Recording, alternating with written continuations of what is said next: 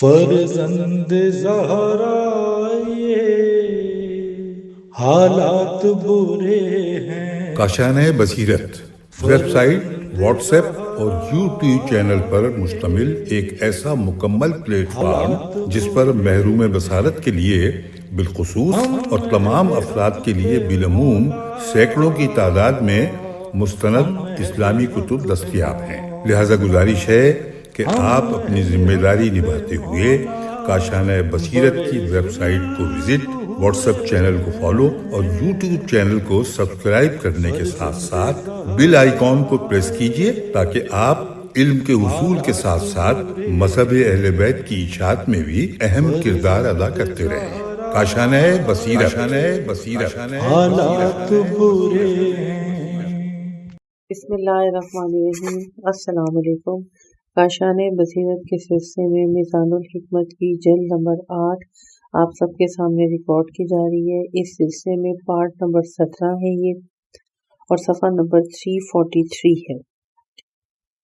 قضا کے سلسلے کا یہ عنوان نمبر 13 ہے، اور ویسے کتاب کا عنوان 3367 ہے۔ موضوع ہے احکام الناس، سب سے اچھا فیصلہ کرنے والا۔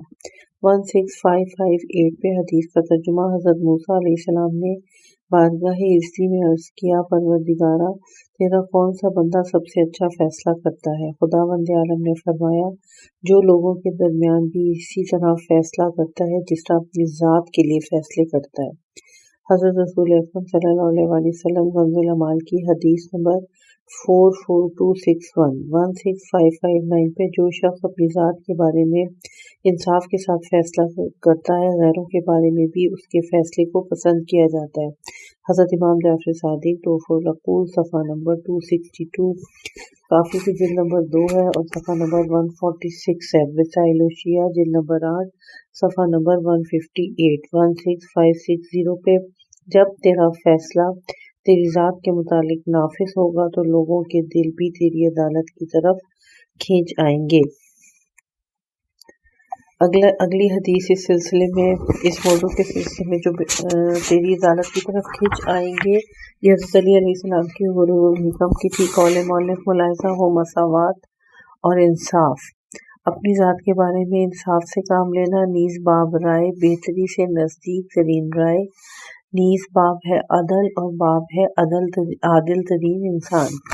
3368 پہ موضوع نمبر 14 ہے، جو موضوع کا عنوان ہے ان اللہ مع القاضی ما لم یخف عمدا، جب تک قاضی جان بوجھ کر ظالمانہ فیصلے نہیں کرتا اللہ اس کے ساتھ ہوتا ہے۔ 16561 پہ حدیث پڑھتے ہیں۔ معقل بن یسار کہتے ہیں، مجھے حضرت رسالت مآب صلی اللہ علیہ وآلہ وسلم نے حکم دیا کہ میں اپنی قوم کے درمیان فیصلے کروں، تو میں نے عرض کیا کہ یا رسول اللہ، میں کس طرح اچھے انداز میں فیصلے کر سکتا ہوں؟ تو حضرت صلی اللہ علیہ وآلہ وسلم نے فرمایا، جب تک قاضی جان بوجھ کر ظالمانہ فیصلے نہیں کرتا خدا اس کے ساتھ ہوتا ہے۔ آپ نے یہ بات 3 مرتبہ ارشاد فرمائی۔ کنز العمال کی حدیث نمبر 14993۔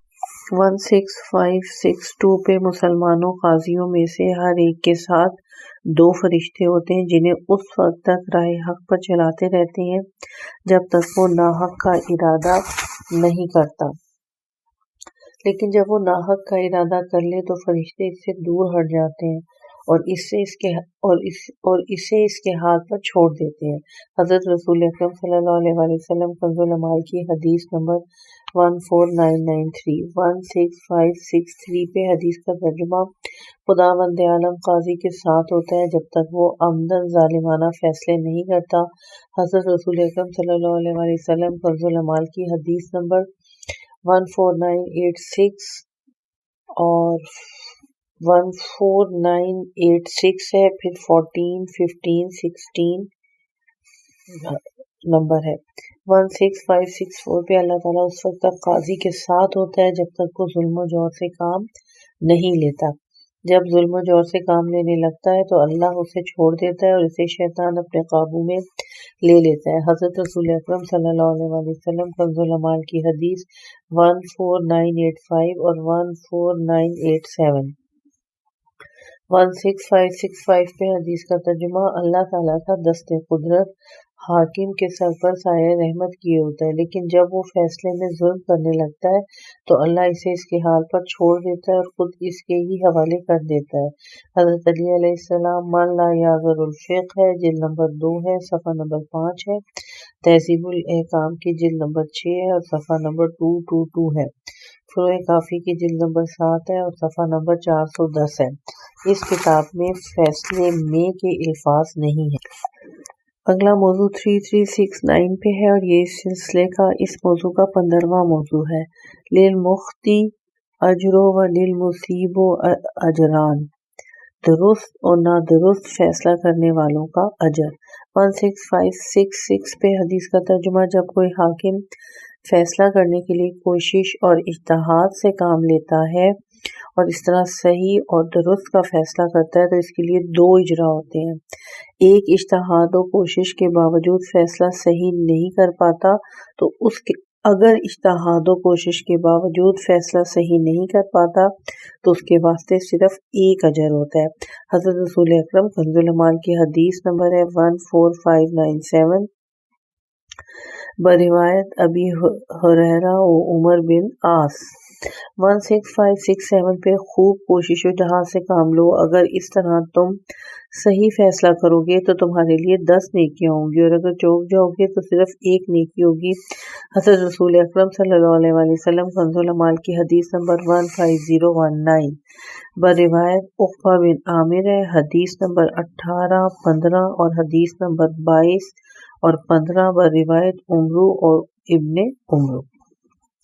16568 پہ حدیث کا ترجمہ، عقبہ بن عامر کہتے ہیں ایک دن میں پیغمبر اکرم صلی اللہ علیہ وسلم کے پاس حاضر تھا کہ آپ صلی اللہ علیہ وسلم کے پاس مقدمے کے 2 فریق آ گئے۔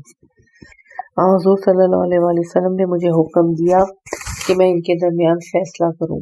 میں نے عرض کیا، اللہ کے نبی صلی اللہ علیہ وسلم، میرے ماں باپ آپ پر قربان جائیں، اس بارے میں آپ صلی اللہ علیہ وسلم سب سے بہتر فیصلہ کر سکتے ہیں۔ حضرت صلی اللہ علیہ وسلم نے دوبارہ ارشاد فرمایا، تم ہی ان کے درمیان فیصلہ کرو۔ میں نے عرض کیا، یا رسول اللہ، میں کس بنا پر فیصلہ کروں؟ فرمایا، کوشش کرو، اگر صحیح فیصلہ دو گے تو تمہیں 10 نیکیاں ملیں گی اور اگر صحیح فیصلہ نہیں دو گے تو صرف 1 نیکی ملے گی۔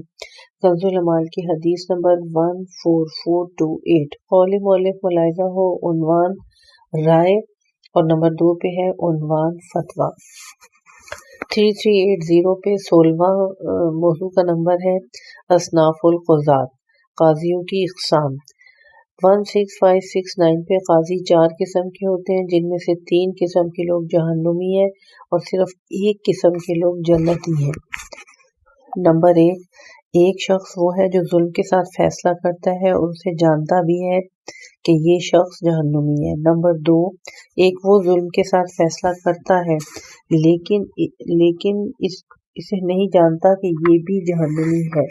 نمبر 3، ایک وہ جو حق کے ساتھ تو فیصلہ کرتا ہے لیکن اسے جانتا نہیں یہ بھی جہنمی ہے، اور ایک وہ جو حق کے ساتھ فیصلہ کرتا ہے اور اسے جانتا بھی ہے، ایسا شخص جنتی ہے۔ امام جعفر صادق علیہ السلام بہار الانوار کی جلد نمبر 78، صفحہ نمبر 447، جلد نمبر 104، صفحہ نمبر 263، صفحہ نمبر 264۔ فروع کافی کی جلد نمبر 7 ہے اور صفحہ نمبر 407 ہے۔ 16570 پر حدیث، قاضی 3 طرح کے ہیں، جن میں سے 2 جہنمی اور صرف 1 جنتی ہے۔ نمبر 1، جو قاضی اپنی خواہش کے مطابق فیصلہ کرتا ہے وہ جہنمی ہے۔ نمبر 2، جو قاضی علم کے بغیر فیصلہ کرتا ہے وہ بھی جہنمی ہے۔ اور نمبر 3، جو قاضی حق کا فیصلہ کرتا ہے وہ جنتی ہے۔ حضرت رسول اکرم صلی اللہ علیہ وسلم کنز العمال کی حدیث 14981۔ 16571 پہ حدیث کا ترجمہ، قاضی 3 طرح کے ہیں، جن میں سے 2 جہنم میں جائیں گے اور 1 جنت میں۔ نمبر 1، ایک وہ شخص جو حق کو جانتا اور اس کے تحت فیصلہ کرتا ہے وہ جنتی ہے۔ نمبر 2، ایک وہ جو لوگوں کے درمیان اپنی جہالت کی بنا پہ فیصلے کرتا ہے وہ جہنمی ہے۔ نمبر 3، اور ایک وہ جو حق کو جانتا تو ہے لیکن فیصلے میں ظلم سے کام لیتا ہے، ایسا شخص بھی جہنمی ہے۔ حضرت رسول اکرم صلی اللہ علیہ وسلم کنز العمال کی حدیث نمبر 14980، قول مؤلف ملاحظہ ہو کنز العمال حدیث نمبر 14982، 15003، 15004، 3371 پہ اس سلسلے کا 17واں موضوع ہے قضاء الامرات، کیا عورت قاضی بن سکتی ہے؟ 16572 پہ عورت قاضی بن کے لوگوں کے درمیان فیصلے نہیں کر سکتی۔ حضرت رسول اکرم صلی اللہ علیہ وسلم کنز العمال کی حدیث 14921، 16573 پر عورت نہ تو قاضی بن سکتی ہے اور نہ ہی حکمران۔ امام محمد باقر علیہ السلام حضرت رسول اکرم صلی اللہ علیہ وسلم بحار الانوار کی جلد نمبر 104 ہے اور صفحہ نمبر 275 ہے۔ 16574 پہ عورت نہ تو قضا کو اپنے ذمے لے سکتی ہے اور نہ ہی حکمرانی کو۔ یہ امام محمد باقر علیہ السلام کی وسائل الشیعہ جلد نمبر 14 صفحہ نمبر 162 ہے۔ 16575 پر حدیث کا ترجمہ، ایک روایت میں ہے کہ اللہ تعالیٰ نے جب حوا کو بہشت سے نکل جانے کا حکم دیا تو فرمایا نہ تو میں عورتوں میں سے کسی کو حاکم بناؤں گا اور نہ ہی کسی کو نبی بنا کر بھیجوں گا۔ مستدرک الوسائل جلد نمبر 3 صفحہ نمبر 172، قول مؤلف ملاحظہ ہو مستدرک الوسائل جلد نمبر 3 ہے، صفحہ نمبر 272 ہے۔ باب ہے عورت قاضی نہیں بن سکتی، نیز وسائل الشیعہ جلد نمبر 18 صفحہ نمبر 6۔ باب ہے عورت قاضی نہیں بن سکتی، نیز امام مالک، شافعی اور احمد بن حنبل فرماتے ہیں کہ عورت کا قاضی بننا صحیح نہیں ہے، جبکہ امام ابو حنیفہ فرماتے ہیں عورت ہر اس معاملے میں قاضی بن سکتی ہے جس میں عورتوں کی گواہی قابل قبول ہوتی ہے، یعنی ہر چیز میں قاضی بن سکتی ہے سوائے حدود اور زخموں سے متعلق۔ ملاحظہ ہو دائرۃ المعارف فرید و جدی جلد نمبر 7 ہے، صفحہ نمبر 845 ہے۔ 3372 پر اگلا موضوع ہے اور قضا کے سلسلے کا موضوع نمبر 18 ہے۔ انما اقضی بینکم بالبینات، میں تمہارے درمیان ظاہر کے مطابق فیصلے کرتا ہوں۔ اس سلسلے میں قرآن مجید کی سورہ بقرہ کی آیت نمبر 188 سے سورہ بقرہ کی آیت نمبر 188 کا ترجمہ، اور آپس میں ایک دوسرے کے اموال ناحق نہ کھا جایا کرو، اور نہ ہی یہ اموال بطور رشوت حکام کو اس لیے پیش کرو کہ تم جان بوجھ کر گناہ کرتے ہو، اس دولت کا کچھ حصہ ہضم کر جاؤ۔ اس سلسلے کی احادیث شریف کا مطالعہ کرتے ہیں۔ 16572 پر حدیث ہے، میں بھی تو ایک بشر ہی ہوں، ہو سکتا ہے کہ تم میں سے کچھ لوگ اپنی دلیل کو دوسروں کی نسبت اچھے انداز میں پیش کریں جس کی بنا پر میں اس کے حق میں فیصلہ دے دوں جبکہ یہ اس کا حق نہ بنتا ہو، اس طرح میں اس کے لیے جہنم کے ٹکڑوں میں سے ایک ٹکڑا کاٹ کر دے رہا ہوں گا، کیونکہ میں تو ظاہر کے مطابق فیصلہ کرتا ہوں۔ کنز العمال کی حدیث نمبر 15043، 16577 پہ حدیث کا ترجمہ، دو شخص حضرت رسول خدا صلی اللہ علیہ وسلم کے پاس کچھ ایسی میراثوں اور اشیاء کا مقدمہ لے کر حاضر ہوئے جن کے نشانات مٹ چکے تھے۔ آپ صلی اللہ علیہ وسلم نے فرمایا، ہو سکتا ہے کہ تم میں سے کوئی شخص اپنا مدعا دوسرے سے زیادہ اچھے انداز میں پیش کر سکتا ہو اور میں دوسرے کے مال سے اس کے حق میں ظاہر کے پیش نظر فیصلہ دے دوں جبکہ اس کا یہ حق نہ بنتا ہو، پس میں اس کو جہنم کے ٹکڑوں میں سے ایک ٹکڑا کاٹ کر دے رہا ہوں گا۔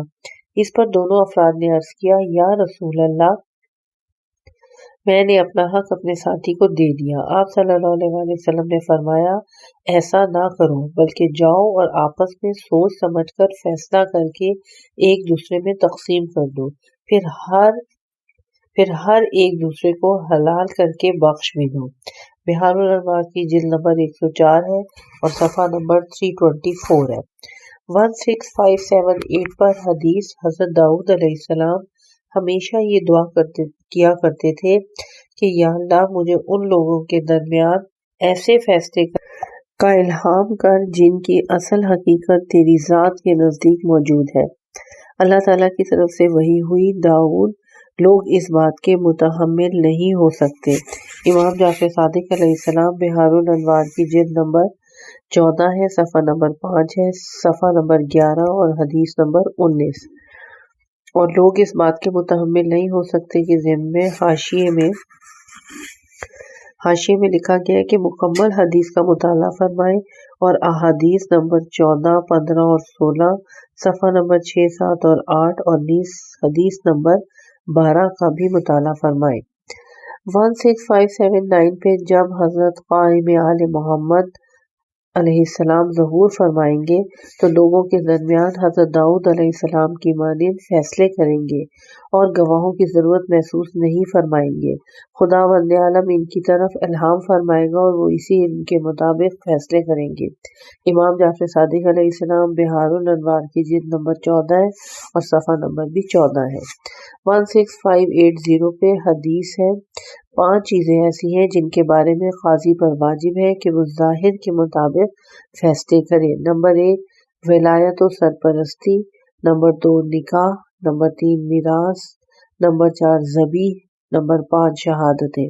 اگر گواہ بظاہر قابل اطمینان ہو تو ان کی گواہی قابل قبول ہوگی اور ان کے باطن کے متعلق سوال کرنے کی ضرورت نہیں ہوگی۔ حضرت علی علیہ السلام بحار الانوار کی جلد نمبر 104 ہے اور صفحہ نمبر 292 ہے۔ 16581 پہ حدیث کا ترجمہ، امراء القیس اور حضر موت کا ایک شخص زمین کے بارے میں حضرت رسول خدا صلی اللہ علیہ وسلم کی خدمت میں ایک مقدمہ لے کر حاضر ہوئے۔ حضرت صلی اللہ علیہ وسلم نے امراء القیس سے فرمایا، کیا تمہارے پاس گواہ ہے؟ اس نے کہا نہیں۔ آپ صلی اللہ علیہ وسلم نے فرمایا تو پھر یہ شخص قسم کھائے گا۔ امراء القیس نے کہا پھر تو یہ میری زمین لے جائے گا۔ آپ صلی اللہ علیہ وسلم نے فرمایا اگر وہ تمہاری زمین اپنی قسم کی وجہ سے لے جائے گا تو پھر اس کا شمار ایسے لوگوں میں ہوگا جن کی طرف خداوند عالم بروز قیامت نظر رحمت نہیں فرمائے گا، نہ ہی انہیں گناہوں سے پاک فرمائے گا اور ان کے لیے دردناک عذاب ہوگا۔ یہ سن کر وہ شخص گھبرا گیا اور زمین امراء القیس کو لوٹا دی۔ تنبیہ الخواطر کا صفحہ نمبر 405 تھا۔ قول مؤلف ملاحظہ ہو وسائل الشیعہ جلد نمبر 18 صفحہ نمبر 169 باب نمبر 2۔ 3373 پر اس سلسلے کا 20واں موضوع ہے خطا القاضی، فیصلوں میں اختلاف۔ 16583 پر اس سلسلے میں حدیث ہے، حضرت امیر المومنین علیہ السلام نے فتاویٰ میں علماء کے مختلف آراء ہونے کی مذمت میں فرمایا، جب ان میں سے کسی ایک کے سامنے کوئی معاملہ فیصلے کے لیے پیش کیا جاتا ہے تو وہ اپنی رائے سے اس کے متعلق حکم لگا دیتا ہے، پھر وہی مسئلہ بعینہ ہی دوسرے کے سامنے پیش ہوتا ہے تو وہ پہلے کے حکم کے خلاف حکم دیتا ہے، پھر یہ تمام کے تمام قاضی اپنے اس خلیفہ کے پاس جمع ہوتے ہیں جس نے انہیں قاضی بنا رکھا ہوتا ہے اور وہ سب کی رائے کو صحیح قرار دیتا ہے، حالانکہ ان کا اللہ ایک، نبی ایک اور کتاب ایک ہے۔ انہیں غور تو کرنا چاہیے، کیا اللہ نے انہیں اختلاف کا حکم دیا تھا اور یہ اختلاف کر کے اس کا حکم بجا لاتے ہیں، یا اس نے تو حقیقتاً اختلاف سے منع فرمایا ہے اور یہ اختلاف کر کے عمدن اس کی نافرمانی کرنا چاہتے ہیں، یا یہ کہ اللہ نے دین کو ادھورا چھوڑ دیا تھا اور ان سے تکمیل کے لیے ہاتھ بٹانے کا خواہش مند ہوا تھا۔ شرح ابن ابی الحدید ہے، جلد نمبر اول ہے، صفحہ نمبر 288 ہے اور نہج البلاغہ کا خطبہ نمبر 18 ہے۔ 16584 پہ حدیث کا ترجمہ، عمر بن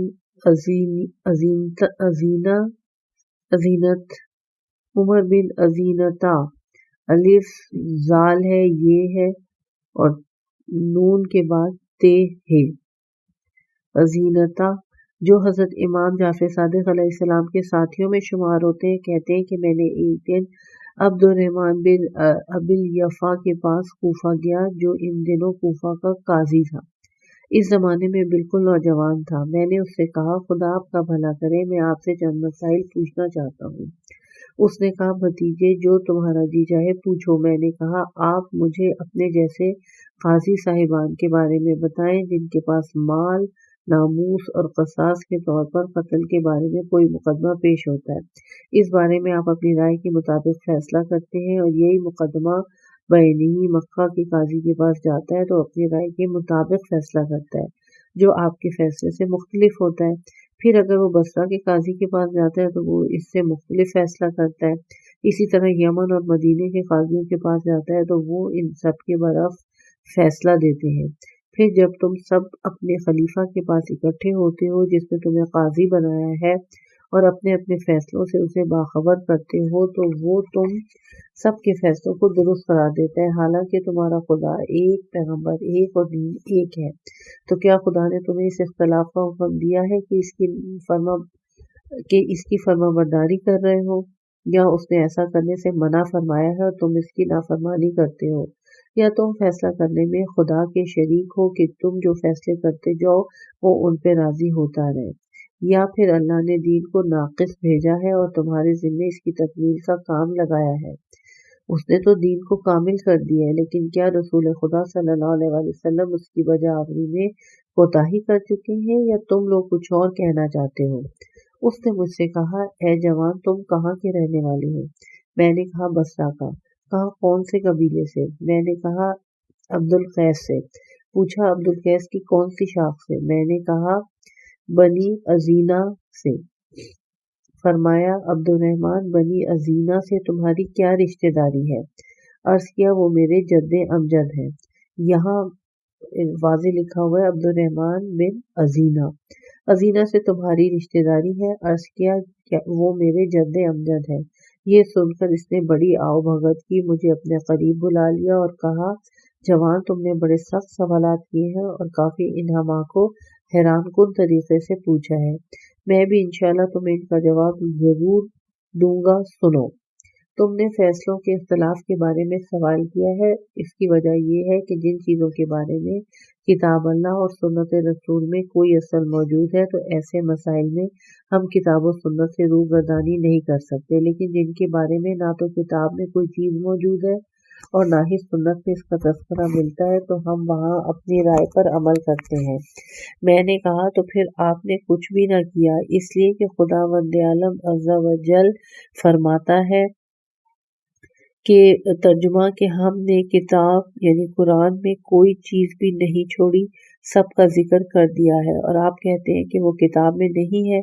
इस तरह खुदावंद आलम ही फरमाता है तर्जुमा कि इस कुरान में हर चीज़ को बयान कर दिया गया है। बिहारुल अनवार की जिल्द नंबर 104 है, सफ़ा नंबर 270 है।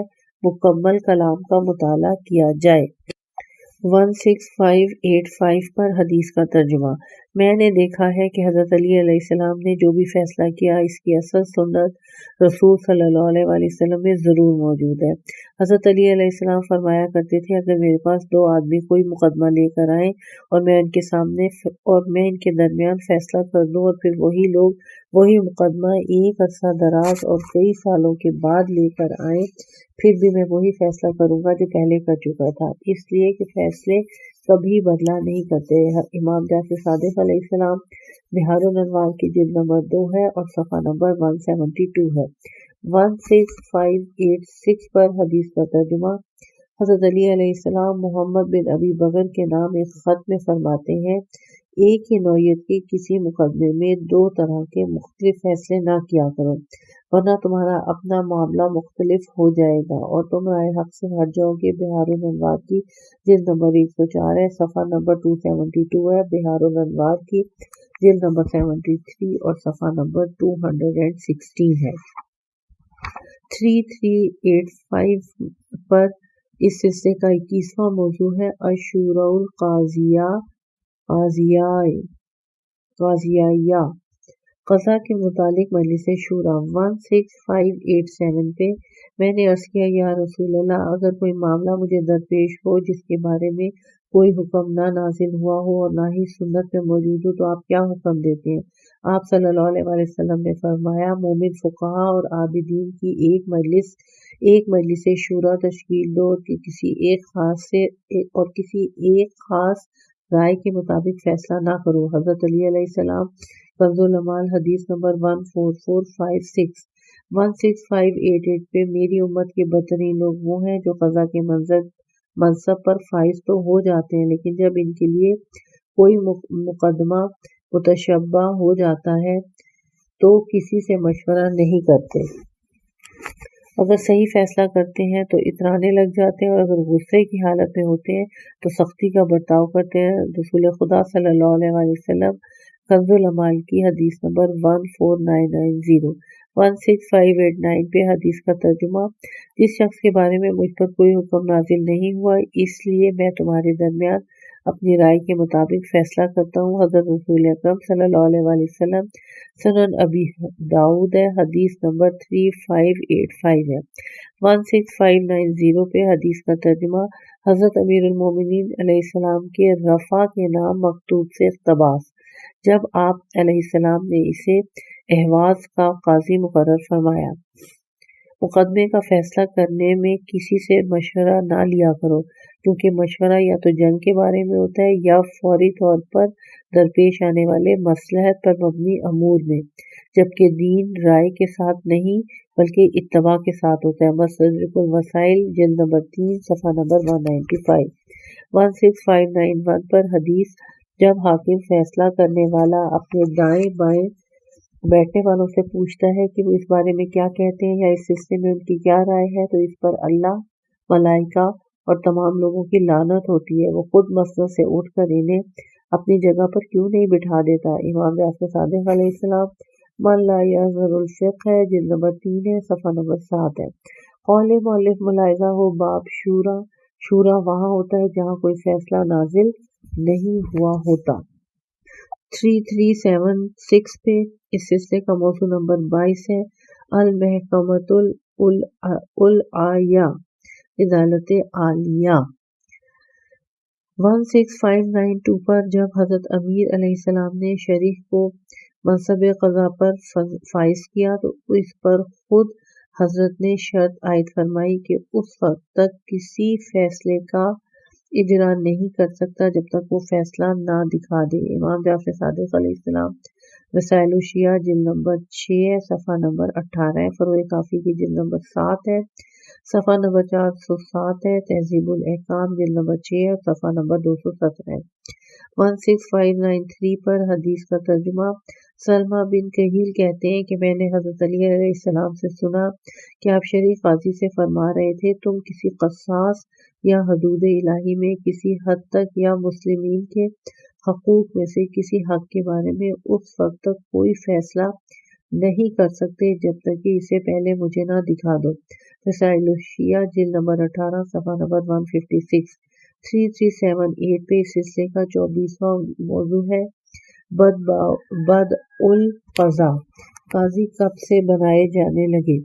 16595 پر حدیث کا ترجمہ، ابن شہاب سعید بن مسیب سے روایت کرتے ہیں کہ نہ تو حضرت رسول خدا نے باقاعدہ محکمہ قضا کھول کر قاضی مقرر کیا، نہ تو حضرت رسول خدا نے باقاعدہ محکمہ قضا کھول کر قاضی مقرر کیا تھا، نہ حضرت ابو بکر اور حضرت عمر نے، لیکن جب ان کی خلافت کا نصف زمانہ گزر چکا تو یزید بن اخت نمر سے کہا، تم بعض یعنی چھوٹے چھوٹے امور میں میرا ہاتھ بٹایا کرو۔ کنز العمال، جلد نمبر 5 ہے، صفحہ نمبر 814 ہے، نیز صفحہ نمبر 815 بھی ملاحظہ ہو۔ 3379 پہ اس سلسلے کا 25واں موضوع ہے، آخری، القضاء یعنی قضا کے متعلق متفرق احادیث۔ 16796 پہ طمع قضا کی آفت ہے، حضرت علی علیہ السلام، غرور الحکم۔ 16597 پہ سب سے زیادہ دردناک چیز قاضیوں کا ظن سے کام لینا ہے۔ 16597 پہ سب سے زیادہ دردناک چیز قاضیوں کا ظن سے کام لینا، حضرت علی علیہ السلام، غرور الحکم۔ 16598 پہ صرف ظن و گمان پر اعتماد کرتے ہوئے فیصلہ کرنا انصاف نہیں، حضرت علی علیہ السلام، شرح ابن ابی الحدیث، جلد نمبر 19 ہے، صفحہ نمبر 42 ہے۔ नहजुल बलागा हिकमत नंबर 220 है। 16599 पर हज़रत रसूल खुदा ने फरमाया, गवाह मुद्दई के ज़िम्मे है और कसम मुद्दा इलैह के ऊपर। हज़रत इमाम जाफ़र सादिक अलैहिस्सलाम वसाइल शिया जिल्द नंबर 18 सफ़ा नंबर 16600 पे गैर हाजिर पर मुकदमा नहीं चलाया जा सकता। हज़रत अली अलैहिस्सलाम वसाइल शिया जिल्द नंबर 18 सफ़ा नंबर 217। कौल मौलिफ मुलाहिज़ा व वसाइल शिया जिल्द नंबर 18 सफ़ा नंबर 170 बाब नंबर 3। नीज वसाइल शिया जिल्द नंबर 18 सफ़ा नंबर 216 बाब नंबर 26।